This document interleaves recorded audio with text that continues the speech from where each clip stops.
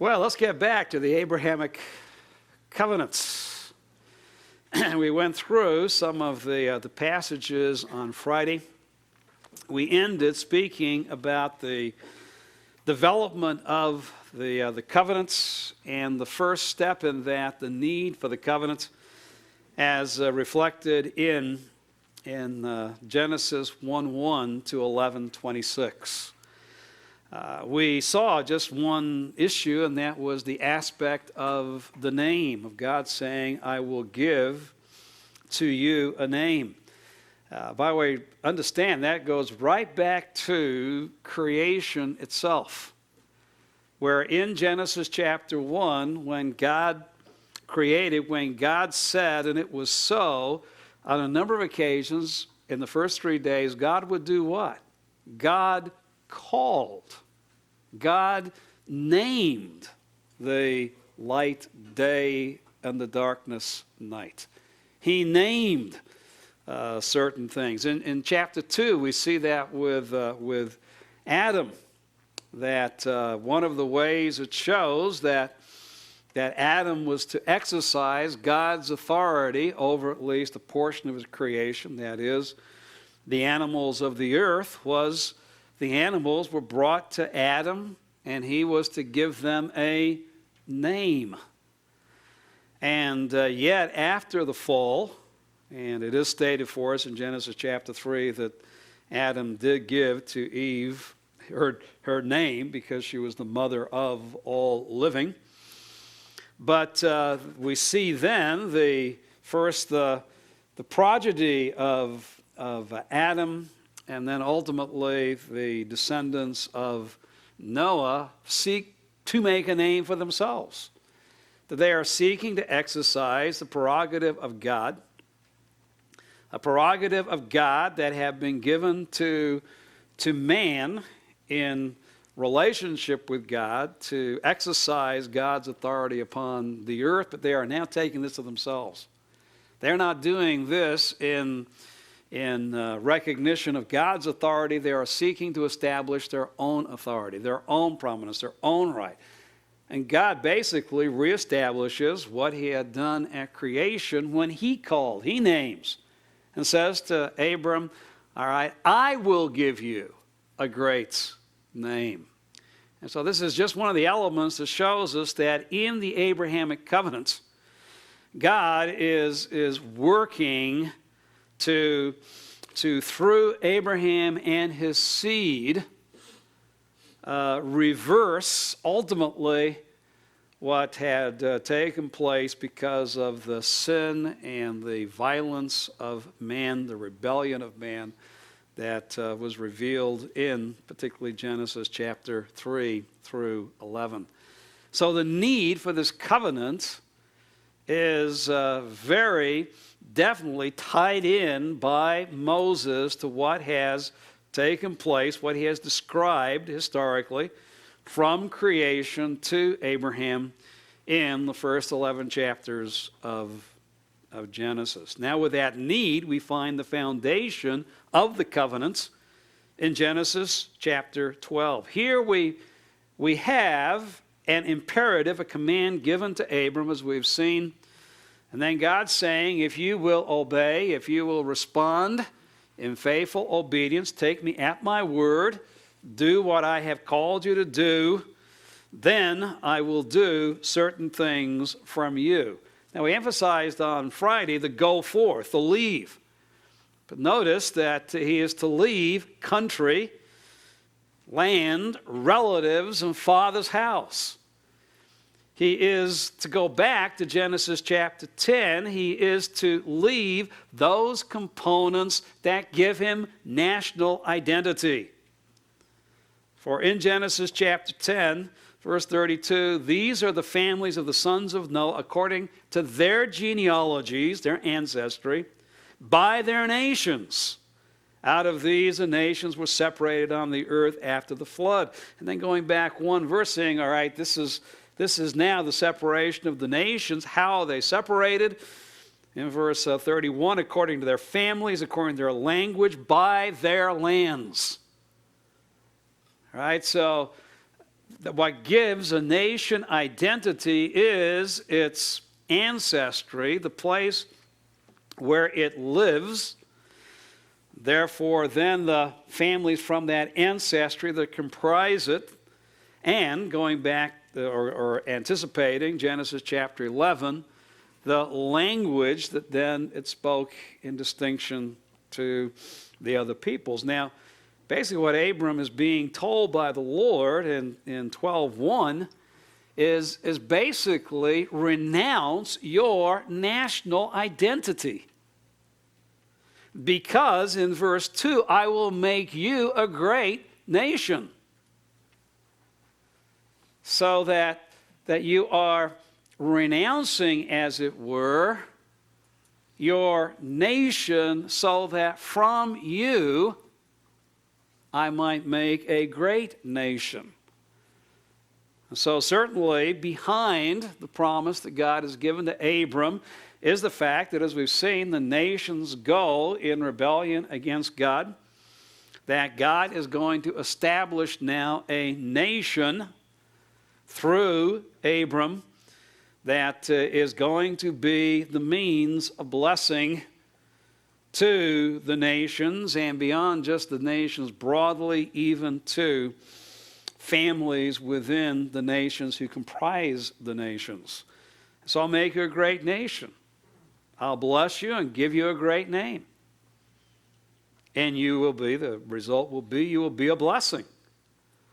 And then, as you are a blessing, those who bless you, those who recognize that the place of God's favor is in Abraham, will themselves receive favor from God, blessing from God. But the one who disdains, the one who looks down upon you and says, no, it is not Abraham and it's not Abraham's God that I will honor and I will follow, then that one will be cursed.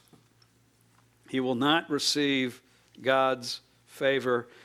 Rather, he will receive disaster, judgment from God. However, and here is the promise that ultimately there will be some from all the families of the earth who will be blessed through Abraham and his seed. That there are going to be, out of all the families of the earth, ultimately those who will recognize in Abraham and in Abraham's seed the favor of God, and will respond to God through that mediator that God has established nationally. And hold on, we'll probably see in Genesis, I believe, also singularly, individually as well. So basically, this point, this is a promise, and we've already seen Abram went forth. He does what God says. God says, go forth. Abram went forth. He left. He left his national identity and went and lived in the land of Canaan. And he lives, obviously, among the Canaanites. But he is not a Canaanite. That is not his national identity, because God says to you and to your seed, I'm going to give this land. So here's the foundation for the covenant. Here's the basic promise that God gives to Abram at the beginning of their relationship. And we assume, as Joshua 24 will make clear, that God revealed himself in a way that we do not know to Abram while he was in while he was in Mesopotamia, as was brought up on Friday, as an idolater, practicing idolatry in the midst of an idolatrous nation. And God says, leave it. Leave that identity and follow me. And Abram, and some have said this is the first great exodus within the Torah, which is leave and go to the place that I will show to you. And Abraham went forth. And that verb at times will be used, obviously, for Israel's departure from Egypt as well. And so he leaves a nation so that God might establish him as a new mediatorial nation. That is the seed which will come from him. It is within that context, in chapter 15, that we have the actual making of the covenants. And it is the issue of seed, as we saw on Friday, verse 3 of chapter 15, Abram says, "Since you have given no seed, to me one born in my house is my heir." So, all right, you've given me this promise of the great reward. God, there was a promise back in chapter 12 too, that, from you I'm going to make a great nation. I don't even have a son. I don't have a seed at this point. And so the Lord states to Abraham that he will have a seed. And in verse 6, this is almost disjunctive, and he believed God. It's almost, you can put this in parentheses. It's not then as the Lord just said that he believed. It is the fact that what Moses is doing here, and here is a reflection of the author, he is showing us by his construction at this point that when God spoke, Abraham's response was one of faith. It was one of taking God at his word and responding upon that word. It was faithful obedience, and God reckoned it and imputed it to Abraham for righteousness. It's not just here. It is here. And this is where Moses wants to make it very, very clear to his hearers that learn the lesson from Abram. And particularly here in the making of the covenant, Abram expresses faithful obedience. He is one who responds to God, and as God responds with faith, not only with imputed righteousness, but also a covenant oath now that he will certainly fulfill the promise that he has given to Abraham. And so God now is going to make it very, very clear that he is going to fulfill his word with Abraham. And notice, as the covenant is made, in verses 13 to 21, the emphasis is upon, once again, Abram's seed. It is your seed who will be strangers in a land that is not theirs. It is the seed that Yahweh is going to deliver with many possessions. It is in verse 18, to the seed that I am going to give this land. And obviously within the context, once again, that just as Abraham, you were in a nation and left, your seed will be in a nation, and I will bring them forth, and I'm going to give this land to your seed. In chapter 17, with the making of the covenant, and by the way, it is very, very clear that through the image in verse 17 of verse 15, the smoking oven, the flaming torch, the pass between the stones, that is a representation of Yahweh himself. He is smoke and fire, smoke and light. Israel would understand that from the events that took place at Sinai and God's leading through the wilderness, that whenever you see smoke, whenever you see fire, and therefore light being given off, this is a representation. This is a anthropomorphic way. This is a way in which God is revealing his presence to his people. And that's what is taking place here. God is revealing his presence by walking through the animals. Abram's asleep. God takes it upon himself to fulfill the promise, now by covenant oath, that he has made to Abram. Now, once again, in chapter 17, we have the sign of the covenant. This is not another covenant. This is not another covenant ceremony. But this follows on from what had taken place in chapter 15. That now, a number of years later, what we see is that the Lord appears once again to Abram and tells him in verse 1, I am El Shaddai, I am God Almighty, walk before me and be blameless or be complete. And I will establish, I will give my covenant between me and you. Now, wait a minute, he had bound himself to fulfill the covenant. But what is now another aspect is that for Abraham, and because this is also going to once again be given to Abraham's seed, that for them to reap the blessings, the favor of that covenant will take first for Abraham and then for his seed after him, the walking before God. And walking as they're conducting their lives in accordance with the revelation that God has given to them. And Abram again shows his faithful obedience to the Lord, that when the Lord says, all right, this is going to be the sign of the covenants, right? Circumcise the male organ.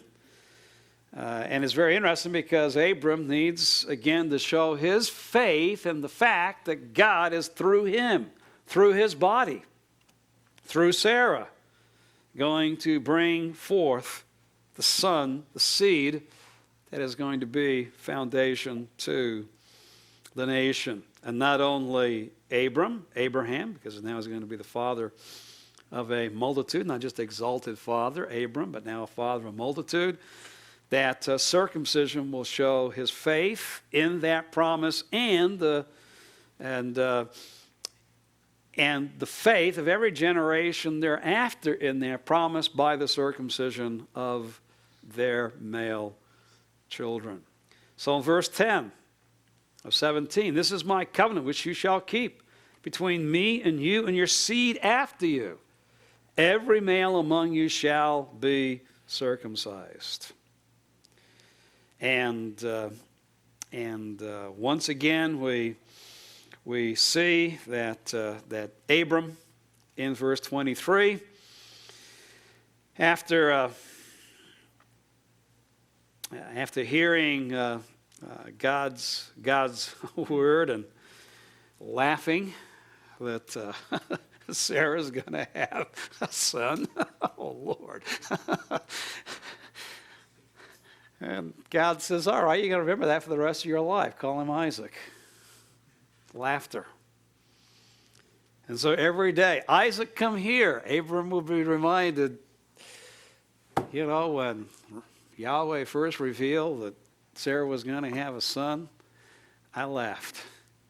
Well, he didn't, fortunately, laugh continually, because in verse 22, when he finished talking with him, God went up from Abraham. Then Abraham took Ishmael his son and all who were born in his house and all who were bought with his money, and every male among the men of Abraham's household, and circumcised the flesh of their foreskin in the very same day as God had said to him. So when God first spoke, there was the first response was one of doubt, seen within the laughter that this could really come true. But in the end, Abram does faithfully respond and is seen in obedience, where he takes every male that very day and circumcision. That becomes the sign of the covenants. That when Isaac is born, he will be circumcised. Then Jacob, Esau, etc., etc., etc., down generation to generation, showing the faith that God was going to fulfill what he had said he was going to fulfill. And then when the judgment of Sodom was imminent, in chapter 18, 3 men come and enjoy Abram's hospitality. and one is the Lord. Because in verse 16, the men rose up from there, chapter 18, and looked down toward Adam, and Abraham was walking with them to send them off. And the Lord said, shall I hide from Abraham what I'm about to do? Since Abram will surely become a great and mighty nation. All right, he is a faithfully obedient man. I have made this inviolable covenants in chapter 15. Shall I now hide from Abraham what I'm about to do to Sodom, since Abraham will surely become a great and mighty nation?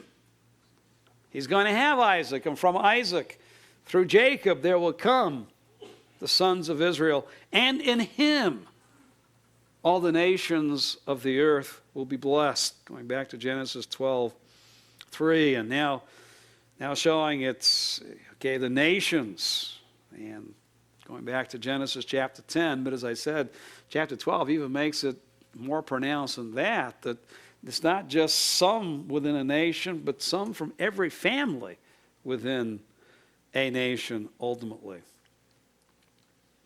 So, shall I hide what I'm about to do? That's why he's going to reveal to Abraham what is going to take place with Sodom. For verse 19, for I have chosen him in order that he may command his children, his household after him, to keep the way of the Lord by doing righteousness and justice. That Abraham might not only himself walk before me, but also communicate to his children. And they, generation by generation, what it means truly to walk before the Lord and to keep the way of the Lord by doing righteousness and justice, in order that the Lord may bring upon Abraham what he has spoken about him. And so he is emphasizing here, not only for Abraham, but for generations afterwards, for them to reap, to experience the favor that God has promised through Abraham to his seed. It is the fact that they too will keep the way of the Lord by doing righteousness and justice. And at this point, just put this back in your mind. We'll come back to it when we get to Exodus, Leviticus, Numbers, and talk about where the Mosaic Covenant fits in to what God had said to Abraham. So that the Lord may bring upon Abraham what he has spoken to him. God has, as we'll see by the end of the Torah, we've already stated, he has placed upon himself the changing of the seed of Abraham's heart to be an obedient people, so that a future generation of Israel might experience the blessings that God has promised to Abraham and through Abraham to the nations. And so faithful obedience is what brought about the Abrahamic covenant, and what God says will take place in the future for the fulfillment of the promise that has been made to Abraham. So here's the purpose of the covenant. The purpose of the covenant ultimately to have a faithful, obedient nation like Abraham that would be a witness and testimony and blessing to the nations. That the nations would also have that same faithful obedience and therefore reap the blessing of God as well. And of course that certainly is overturning. It is God's answer to what has been seen in the culmination of Genesis 10 and 11 with the sin and rebellion of the nations. And it's going to be this great image of ultimately through Israel, the nations coming and worshiping God in the future that is certainly going to be seen as we take a look at the latter prophets. That not only will Israel worship the Lord, but the nations will come and worship the Lord as well. Not only the seed of Abraham, but in the seed of Abraham, all of the nations will be blessed. Question? People often talk about the church and missions really beginning at the time of Paul. How much of a role do you think, was Israel called to be missionaries? Or were they more just called to be a light that others can see? It is better. Okay, the question is, as far as missions is concerned, the reflection within the Old Testament is Israel is a light to the nations who draws the nations to the worship of God in Israel. Whereas and I would say with Paul, I would say the going to the nations with the message of Jesus Christ goes back to Jesus himself in Matthew chapter 28 in the Great Commission passage that, go and make disciples of all the nations, baptizing them, teaching them to obey all that I have commanded. So I would say that the missionary mandate of the church goes to Jesus Christ. That the church is not the new Israel. It is not the mediatorial nation, but rather it is itself to be made up of peoples from all nations, all languages, tribes, tongues, etc. And therefore the responsibility of the disciples was to go to the nations. And God out of the nations is calling a people for his name during this age. As I do believe, as far as this result is concerned, his impact upon the nations, Romans chapter 11, that's part of how the church is motivating Israel to jealousy, because we got Israel's blessing, we have Israel's Savior, we have Israel's blessing, we have Israel's ultimate impact upon the nations. That all of this is to move them to jealousy, to see their need to respond to Jesus as Messiah. Okay. Question? Is the Abrahamic covenant still in force, or to have its completion at the coming of Messiah? Well, that's going to be the rest of the three courses. My answer is that the Abrahamic covenant has not yet been fully fulfilled. It has not been fulfilled in the past, in Israel's history. It is not being fulfilled today within the church, but will be fulfilled in the future. But that is a great theological question, and just continue to hold that back, as we're going to come back to that again and again and again within the courses. When God says that he will make Abraham a great nation, is that speaking just of the Israelites or everyone who has the faith in Abraham's God? That's within the context of the Old Testament is referring to the sons of Israel. That is the nation of Israel. Okay, one more question. When we talk about the Abrahamic covenant, we normally refer to it as an unconditional covenant. At what point does it become an unconditional covenant? Do you see God calling for Abraham to do actions? It becomes unconditional. Okay, the covenant is made in Genesis 15, and it is made and using unconditional in the sense that God himself binds himself by covenant oath to fulfill his word. Abraham does not walk through the pieces of the animals. Only God does. At that point, what he's saying is there is no further obedience necessary on Abraham's part. I have bound myself to fulfill my word to him. And that goes back to chapter 12. Leave and I will do this. He left. Now, Genesis 15:6 is emphasizing this is the characteristic of Abraham's response to God, one of faithful obedience. So that faithful obedience is also seen in chapter 17. Faithful obedience is also seen in chapter 18. Faithful obedience again will be seen in chapter 22. And each point, God will give further verification of the fact that he is going to fulfill the covenants. But he does in chapter 18, again in chapter 22, speak of obedience, the same kind of faithful obedience that has been seen in Abraham as necessary for the ultimate outworking of this covenant. That's what I'm saying. God is binding himself by covenant oath, realize this, to change the heart of Israel, of Abraham's seed.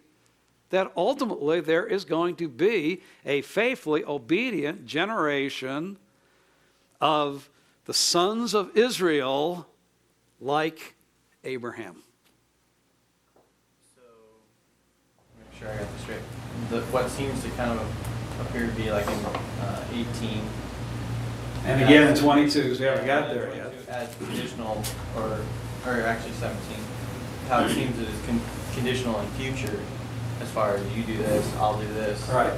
You're saying basically that clear back in 15, God's already bound himself totally. Right. And It's unconditional as far as its ultimate fulfillment. It is conditional on what generation of the sons of Israel will experience the fulfillment of that covenant. Does that help to put it together? Unconditional as far as its ultimate fulfillment. Conditional to what generation of the sons of Israel will experience that fulfillment. Okay, so keep it in balance.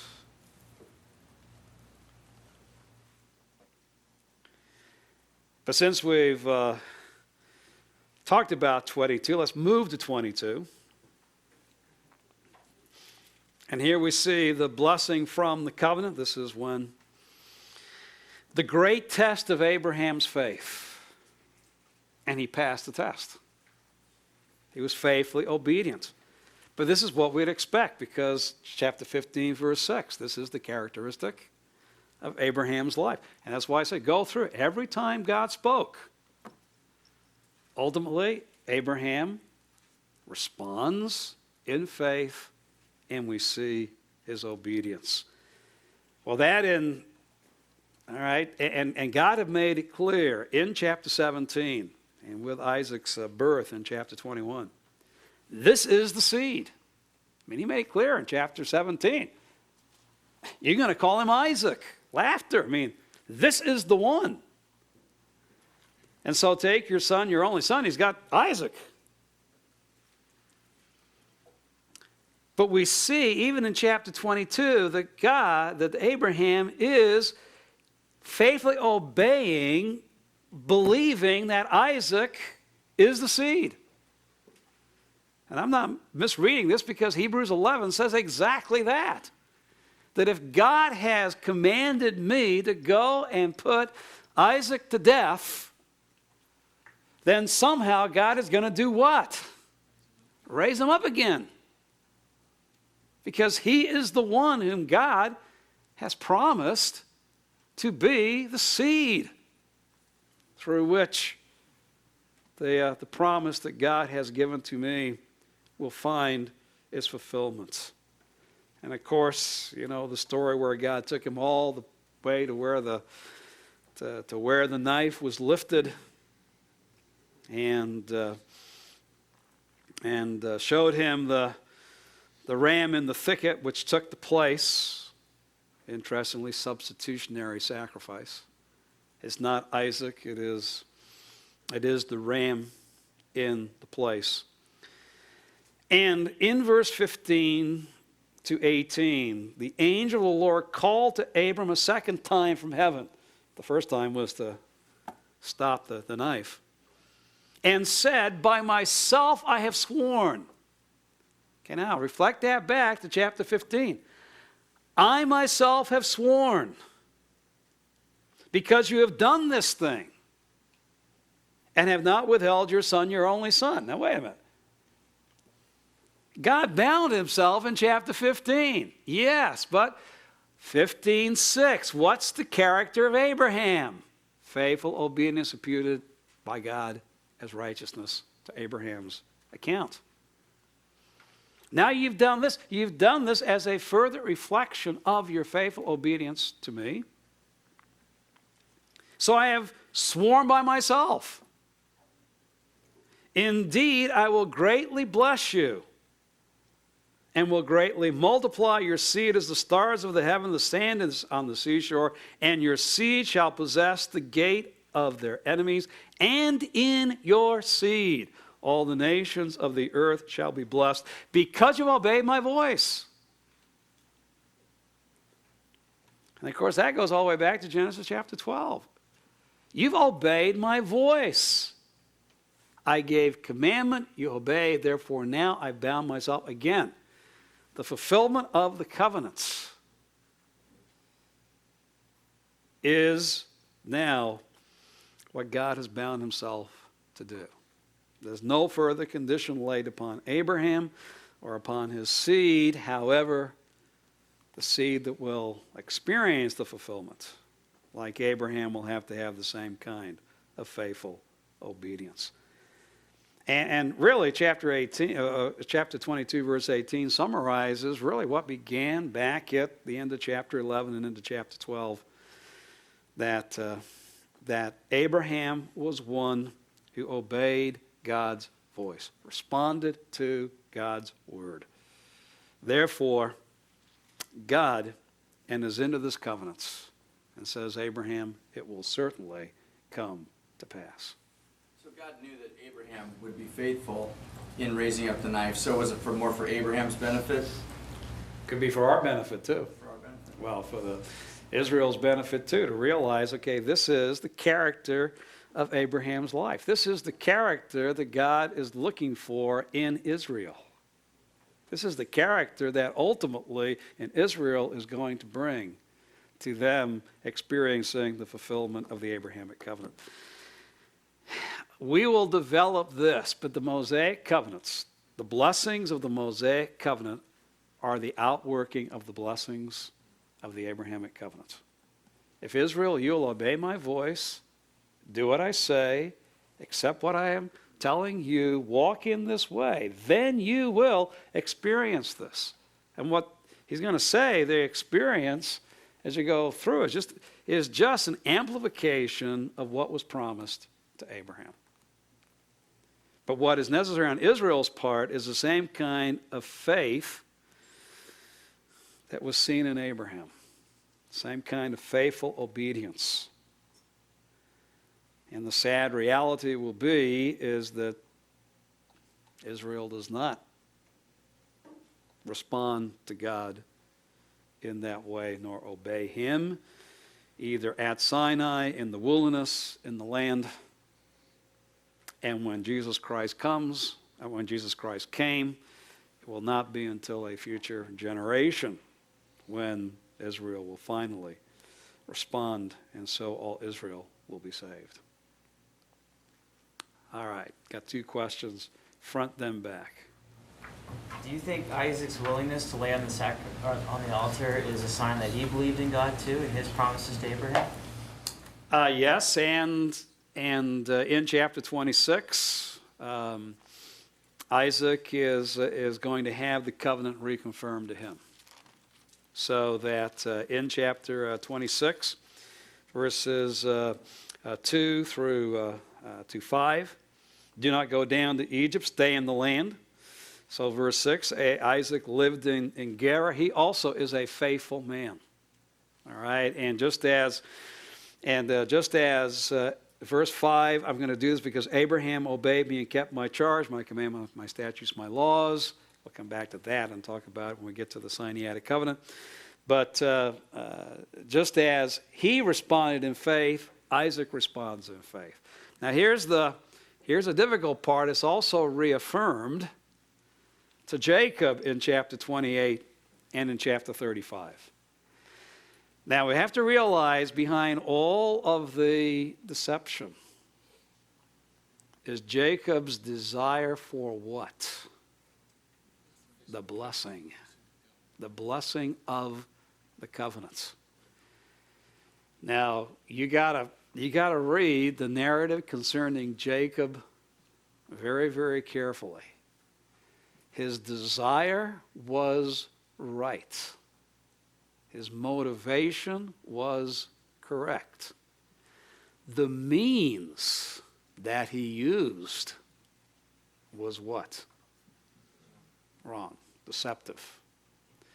And so God is going to honor the desire, but is going to spend basically his life correcting, disciplining what?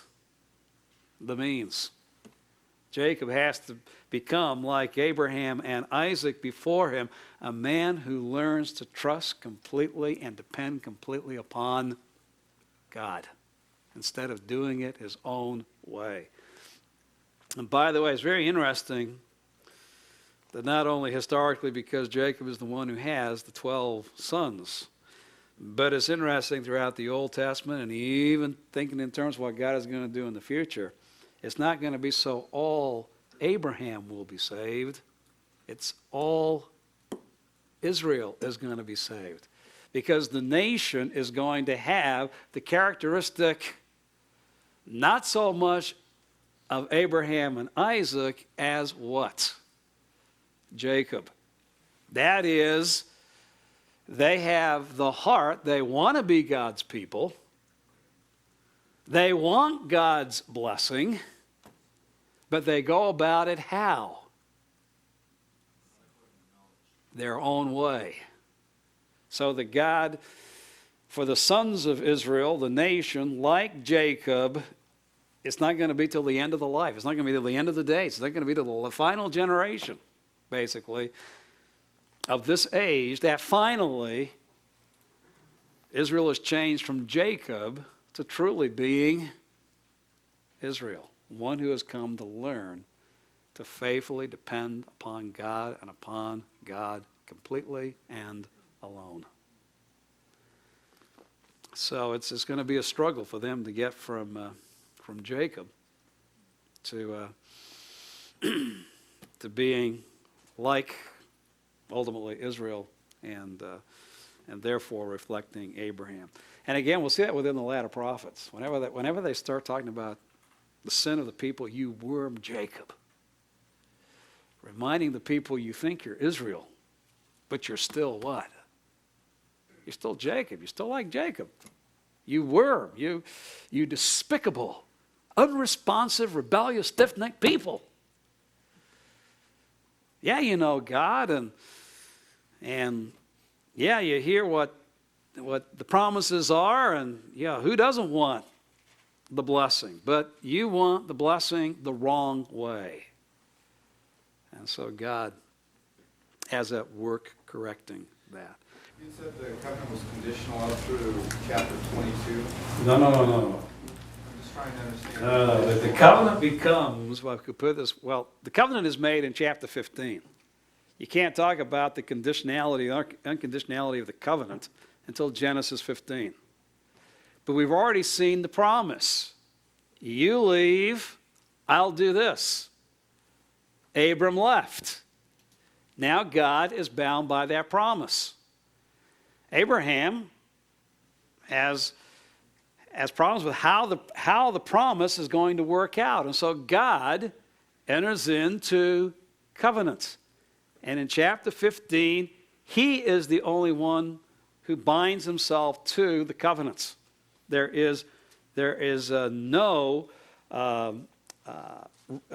statement made about what Abraham needs to continue to do. So Genesis 15, implicit from Genesis 12, is you've got an unconditional covenant. But what is unconditional? Unconditional is what God is going to do ultimately in giving the seed of Abraham the land. That is what is emphasized in chapter 15. What's going to be emphasized in chapter 18? What's going to be emphasized is that the seed of Abraham is going to follow the way of the Lord in righteousness and justice, and so impact all the nations, if they will have the same obedience as Abraham. In chapter 22, and that then goes back all the way to chapter 15 and chapter 12, because in chapter 12 is the first place we see Abraham's obedience. This is the culmination of his obedience in chapter 22, and so God once again swears, I certainly am going to do it. Again, emphasizing the unconditionality of the promise and the covenant by which he has bound himself. to fulfill ultimately his promise to Abraham. So what part of the covenant is conditional? And I guess I just wanted to. Okay, here, listen again. What is conditional is what generation of the seed of Abraham will experience the fulfillment. That's conditional. But that the covenant is going to be fulfilled is unconditional. And so we're going to see within Torah, thereby, the working out of the Abrahamic covenant is that God has bound himself to fulfill the covenants. By the end of the Torah, that means God has bound himself to change the heart of Israel. And we know that in the future, there will be a generation that God will change their heart to be faithfully obedient to him like Abraham. There has to be, because he's bound himself to the ultimate fulfillment of the covenant.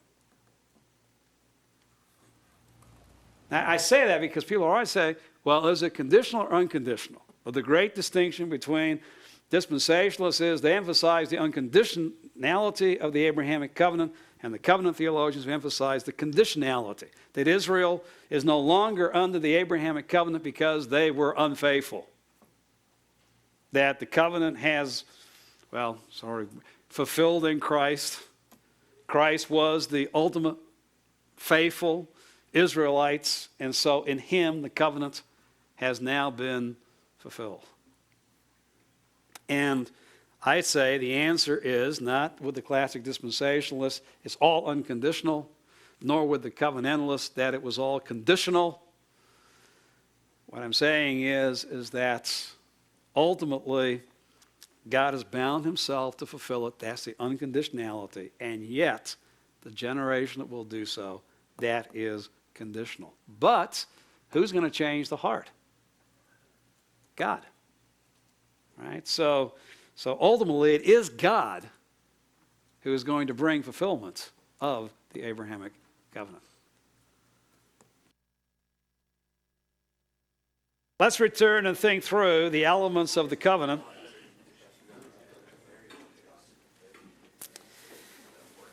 And most of this will just, again, be a summary of what we've already said, but looking at it another way, all right. As we go through Genesis, what has God said? Well, going back to the promise, gives a personal blessing to Abraham. All right, you faithfully obey, and I will bless you and make your name great. All right, a personal blessing for Abraham. A blessing that comes to him during his life. In fact, Moses will bring up in chapter 24, verse 1, and this helps us then to reflect upon what we have heard. Abraham was old, advanced in age, and the Lord had blessed Abraham in every way. All right, now you got to go back to Genesis 1. Okay, God blessed them. All right, and you realize, all right, that blessing is manifest in the fact that God honors that person by giving prosperity, by giving bounty, by giving fullness. All right, slowly but surely, that's exactly what has taken place in Abraham's life. God has blessed him in such a way that even Abimelech recognizes it in chapter 20. Blessed in such a way that even Melchizedek and the king of Sodom recognize it in Genesis chapter 14. God gives to Abraham victory. In fact, you start thinking in terms not only of what is reflected in Genesis 1, what's going to be reflected in the rest of Torah, particularly when we get to Leviticus 26 and Deuteronomy chapter 28, all right? The blessing of God for Israel is going to be seen in the fact he's going to give them victory over their enemies. All right, Genesis chapter 14. He is going to give them herds and flocks. Genesis chapter 13. He is going to give them children. He is going to bring them protection. Chapter 15, I'm your shield. I will be the one who protects you. The very fact that Abraham is not attacked by the armies of the kings of the east after what took place, etc. You can go through and realize, all right, God had blessed Abraham in every way. So that when he says, all right, I'm going to bless you, all right, Abraham reaped that blessing, which again is assurance to us as we hear the Torah. That just as God has promised a blessing to Abraham's seed,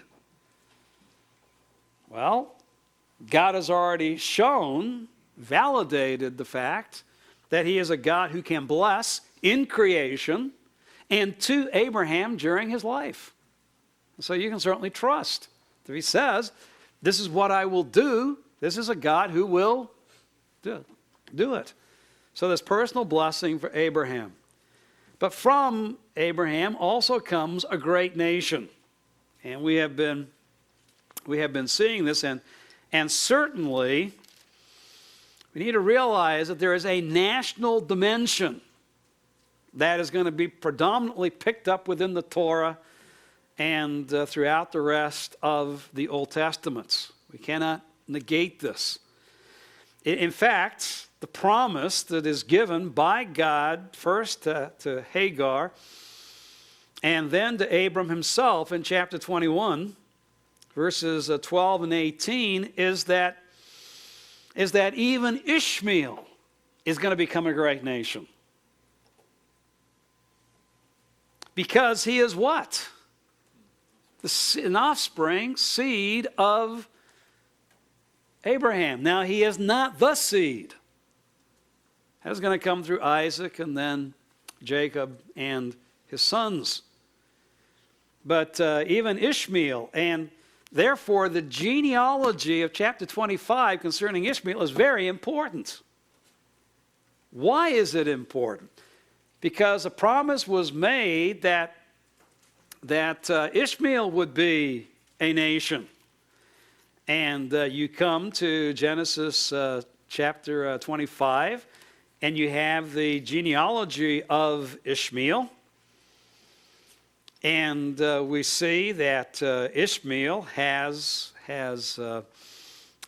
sons, and the fact that they settle, and the fact that from Havilah to Shur, which is east of Egypt, as one goes toward Assyria, that is where the offspring of Ishmael has gone, and nations have arisen. The national entity among the peoples has arisen out of Ishmael, which again shows that what God had done for Ishmael, he ultimately is going to give to Israel, their national identity, and the fact that they will have territory as well. So, the great nation, and as far as that is concerned, that Israel will have, and the seed of Abraham will have all the earmarks, as we have seen, as the nations recorded in Genesis chapter 10. They're going to have a land. And of course, the land is going to become very focal within Genesis. The land is going to continue to remain a focus throughout the rest of the Torah. Exodus 3. I'm not going to only take you out, I'm going to take you into the land. And Deuteronomy 1, you've been here long enough. Now, here's the land I've set before you. So the focus of the land is very, very clear within the Torah. And of course, the fact that a nation is going to come through the seed of Abraham. Now, the basic emphasis is corporate. As you take a look within the context, certainly as he speaks about the seed, to your seed I'm going to give this land, chapter 12 and again in chapter 13, chapter 15, certainly is dealing in a corporate sense. It's talking about the seed being a corporate entity, being this nation.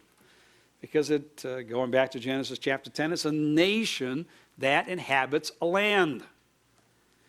But we need to realize that bound within this corporate aspect,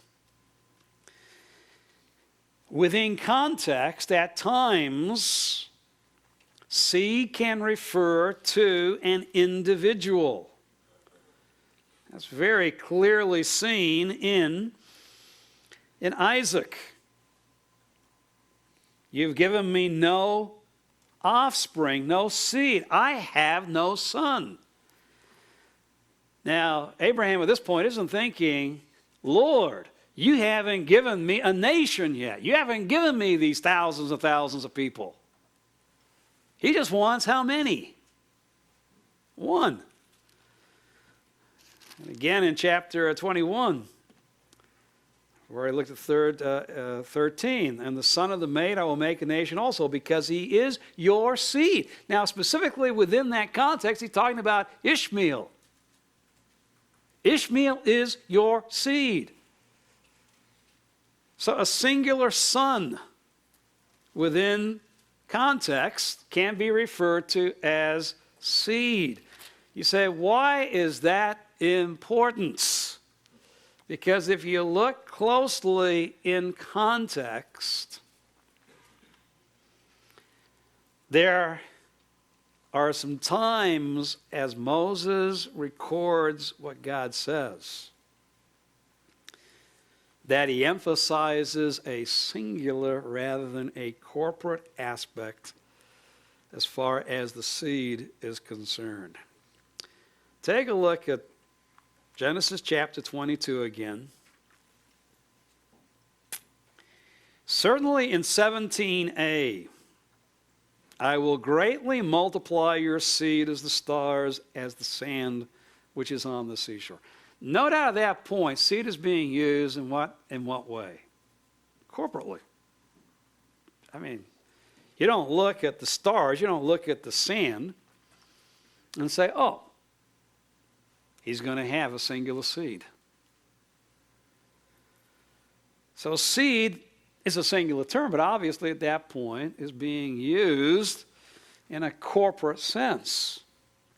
Now, because it is, we usually go on to the next two statements and say, well, these must be corporate also. For he goes on to say, and your seed shall possess the gate of their enemies. Yet literally, it is singular, the gate of his enemies. So you're going to have a great seed, that's a nation, and your seed shall possess the gate of their enemies. And when he speaks about enemies, he's anticipating the revelation that is given in Genesis chapter 49. In Genesis 49, Jacob, as he looks ahead to the end of days, speaks of one who's going to come in the line of Judah, who is going to be the instrumentation of the nation's victory over their enemies. Chapter 49:8, Judah, your brothers shall praise you. Your brothers, the ones through whom Israel is going to come. Your hand, Judah, shall be on the neck of your enemies. Your father's sons shall bow down to you. That now Israel is going to give its submission to this one who's going to come through Judah, who is going to defeat Judah's enemies. In fact, verse 10, the scepter shall not depart from Judah, nor the rule of staff from between his feet. So now the implication is this is going to be a king who is going to come in the line of Judah, and that the kingship will be established in Judah's line and not leave Judah's line until Shiloh comes, an interpretive issue we'll look at later. And to him shall be the obedience of the peoples. So that what Moses is speaking about here as he records God's words is Judah the king who is going to defeat his enemies, that is going to be followed by Israel. They will give their obedience to this one. He is going to be the victor, and through that victor will be the obedience of the peoples, both Israel and the nations. And in verses 11 and 12, when he rules and reigns and the enemies are defeated, is when the time of blessing will come. You say, what does all that have to do with Genesis 22:17? This is anticipating the fact that, all right, you're going to have a great nation, but you're also going to have a singular seed. Anticipating Genesis 49, who shall possess the gate of his enemies. And in so doing, is going to bring blessing to the corporate seed. And in your seed, all the nations of the earth shall be blessed, because you've obeyed my voice. Now the question comes in 22:18, has he gone back to the corporate seed, the stars and the sand, or is he still speaking about the singular seed, anticipating Genesis 49, the revelation of the coming king who will win God's victory over his enemies, in which Israel and the Gentiles will participate? Well, since he says, in your seed all the nations of the earth shall be blessed, it seems implicitly he is speaking about the blessing that is going to come not only to Israel but to the nations. It was also referred to in Genesis 49. And it is this verse specifically that is picked up in Galatians 3 by Paul as referring to whom? The Messiah, Jesus Christ. And I don't think at that point that Paul has done shaky exegesis trying to argue from a corporate to a singular, and I think specifically from this text, he has said, God already made it clear to Abraham that not only was the mediatorial nation going to come, but also was going to come the singular king who was going to be the means of God's salvation for both Israel and the Gentiles. And the Gentiles also would find blessing in Abraham's seed, as did Israel. Now we'll put Galatians off until 6:01, but certainly, and within the same kind of context, when you get to chapter 26 and again to chapter 28b, as he talks about, in your seed will all the nations be blessed, that to use Paul's term, in this the gospel was preached to Abraham before. That in his seed, and you say, would Abraham have understood this? Would Isaac? Would Jacob? And my answer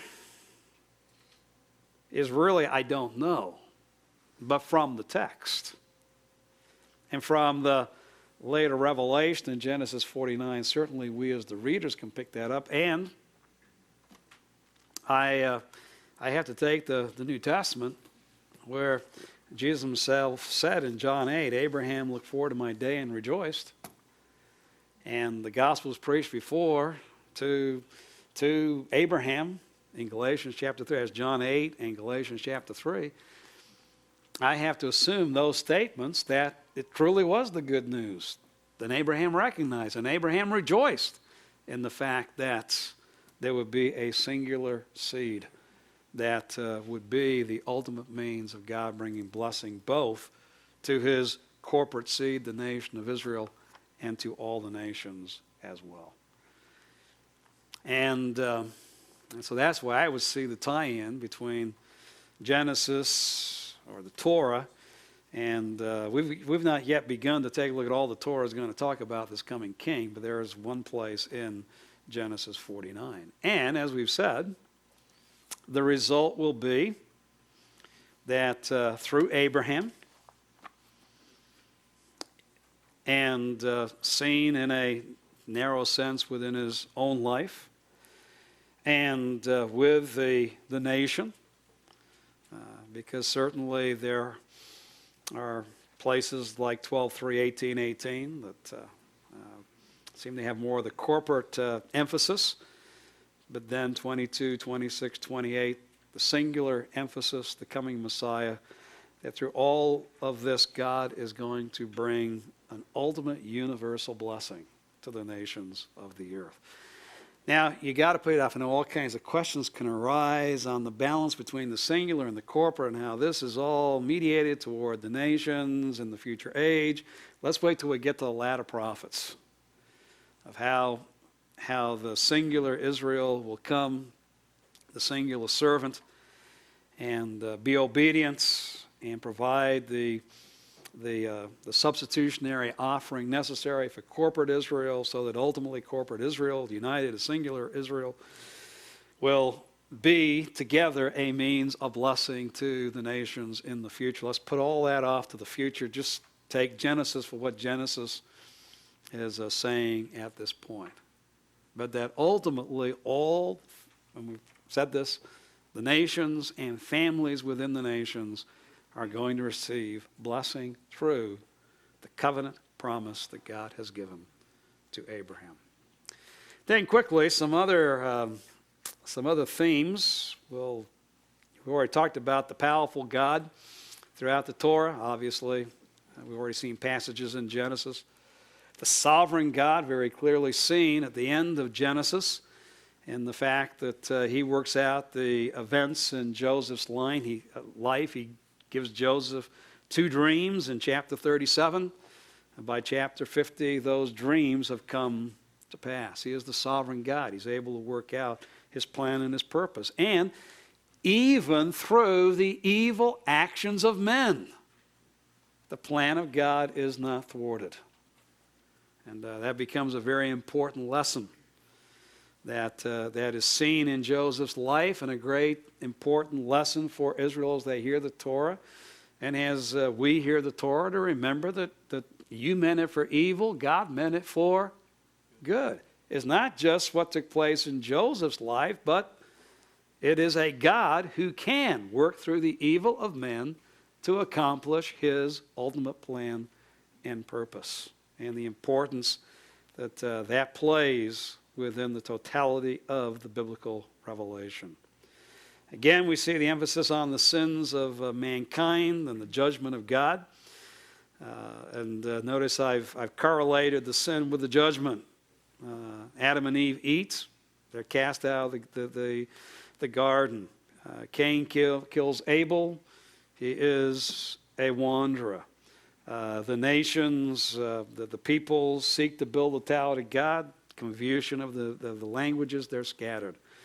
Sodom and Gomorrah, their sin is great, therefore God brings judgment upon them. And yet the grace of God, his choice of the lowly. It's not Cain, it's Abel. It's not the firstborn, but it is Abram. It's not Esau, but it is Jacob. It is not Reuben, but it is Judah. You go through Genesis and you realize this concept of God displays his grace and mercy upon whom he wills is certainly seen within the narrative. And that will be made explicit for Israel by the time we get to Deuteronomy 7, as we have already seen. And then, and we've talked about this, but I haven't given you the verses up until this point, but certainly beginning in Genesis and continuing on through the Torah will be the emphasis upon blessing and Torah. Blessing and cursing in the Torah. God is a God who blesses, who honors by the reward of fertility, prosperity, abundance, those who follow him. But disobedience brings the exact opposite. The dishonoring, the shaming by God that results in disaster and calamity. The curses of God. Notice significantly in the creation accounts, it is God who blesses. And yet, when sin enters into the human experience, when sin enters in to God's creation of the earth, curse is pronounced. Curse is pronounced against the serpent. Cursed are you more than all cattle. Curse is pronounced concerning the ground. Cursed is the ground because of you, and toil you shall eat it. Cursed is pronounced against Cain because of the sin of putting his brother to death. It is Noah who will give us rest from our work, the toil which arises from the ground which the Lord has cursed.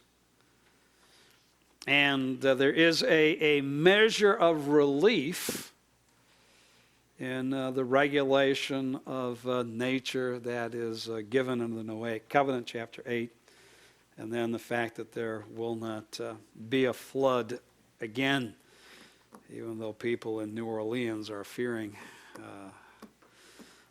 with, what is it, Ivan on his way? Whatever the eye is. Not the eye of the storm, the eye of the hurricane.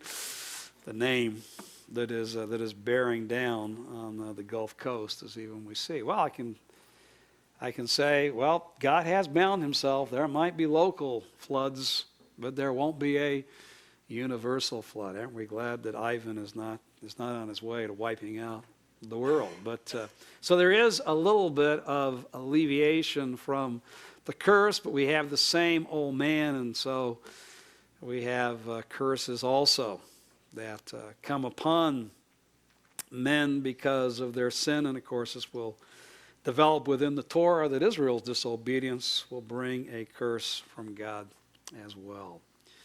So blessing. Do notice that in the early chapters of Genesis, it is God who blesses. Yet you get to 9:26 for the first time, a mediator gives God's blessing and God's statement of curse, which prepares us for Abraham. That Abraham will be a means of God's blessing and God's curse. So that God can work through his theocratic instruments to proclaim blessing or cursing. And just as the sons of Noah, their response to Noah meant either blessing or cursing, then for all the nations, their response to Abraham and to Abraham's seed. And of course, ultimately to Abraham's seed, singular, will be whether they receive God's blessing, whether they receive God's favor, or they receive God's disfavor. And of course, this concept will continue on through the Old Testament into the New Testament. That the one who does not honor the seed of Abraham as mediator from God and willing to submit to him and respond to him, who disdains the seed of Abraham will himself be cursed. Not so much with calamity necessarily in this life, but calamity in the life to come. So that idea that begins in Genesis 1 and Genesis 3 on blessing and cursing is an idea that flows through the rest of Torah, through the rest of Scripture, all the way to the lake of fire in the New Jerusalem. Because the New Jerusalem is God's ultimate place of what? Blessing for those who find favor. The lake of fire is the ultimate place of what? Curse for those who disdain God. So, yeah, you can see how foundational is this element of truth that is revealed for us, just in the simple terms of blessing and cursing. And the role they'll play within the Torah as foundational to the rest of Scripture. So what is the purpose of this part of Torah? What is the purpose of this first 25%, this introduction to Torah? It is the fact that the God of creation chose to bless sinful mankind through Abraham and his seed, who will inherit the land. You got to have the land is very, very vital, but seed, and sometimes I almost put, parentheses, seed singular and seed plural, but you can't do that because seed is used biblically singular for both. But his seed and his corporate seed who will inherit the land. But they will never really inherit that land and win the ultimate victory over their enemies until the king comes from Judah, who will defeat the enemies and therefore bring the blessings to the peoples, both Israel and the nation and nations as described in the Abrahamic covenants. So, and why does God do it? Well, going back to creation, his ultimate desiring creation to bless mankind, and yet their sin, and yet God is still his plan and purpose to bless mankind through blessing some of all the families of the earth. And anticipates what God has done and will do in the future. Now, because of time, we're going to have to pick up literary structure. We'll begin with that on Friday, which means we're going to roll through the interpretive issues fairly quickly after that on Friday. But with each book, what I have done is say, all right, the works that I have found most helpful in understanding different books of Scripture and help as far as preaching those books to contemporary audiences. I break it down a little different than Dr. Roskup. You can get his book. I break it down to exegetical, those commentaries which to get the full impact of what they're saying, you need to have a knowledge of the original languages. So I will refer to these as exegetical, although the NIC is written in a way where the text itself is written so the English reader can understand it without knowing the Hebrew or the Greek in the New Testament. But the notes are based upon a knowledge of the original languages. And you find in most of the NICs that the notes sometimes outweigh what is actually written out for the English reader. So I will give exegetical, and that means those that concentrate upon the interpretation of the text for those who know the original languages to get the most out of them. And English interpretation is specifically written for those who don't necessarily know the original. Now, the commentator hopefully does, if his work is of any value. But it is written in such a way that the text is written for the English reader. And you want to know what some of those are, because not only do you want to refer to them as well, but these are the commentaries that will be used more by people that you teach within your congregation. Then expositionally are either sermons that have been preached or at least books that seek to move beyond interpretation to so what? What is the application as far as preaching this in the contemporary world is concerned? Well, notice that in Genesis, I've given you two of each. Exegetically, Wenham and Hamilton are valuable. Hamilton, I believe, is the one that Dr. Barrick uses in the Hebrew elective. English interpretation, Matthews is the better of the two, but Kidner has deals well with the text, not so much with the text and the science, but does deal well with the biblical text. And then I would have Ross over Walton. I'd star Ross over and above Walton. as a moving from exegesis to exposition. So, but all of these are valuable resources as far as Genesis is concerned.